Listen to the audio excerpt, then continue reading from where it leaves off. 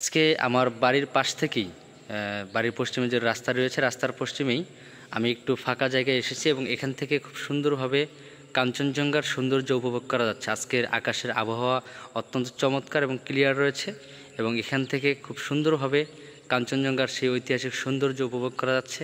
আপনারা যারা দূর দূরান্ত থেকে আসতে চান পঞ্চগড়ে বর্তমান যে অক্টোবর মাস চলতেছে এই অক্টোবর মাসে আপনারা আসতে পারেন এবং কাঞ্চনজঙ্ঘার ঐতিহাসিক সৌন্দর্য উপভোগ করতে পারেন। এখানে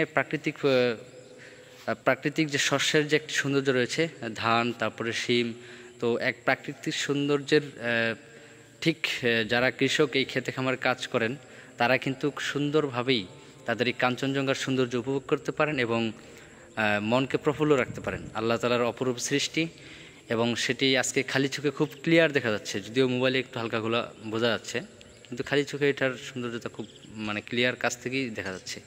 তেঁতুলিয়া থেকে আজকে খুব স্পষ্টভাবে দেখা যাবে আরও কাছ থেকে। তো যারা পঞ্চগড়ে এসে কাঞ্চনজঙ্ঘার সৌন্দর্য উপভোগ করতে চান আপনারা এই অক্টোবরের মাঝামাঝি সময়টাতে চলে আসেন।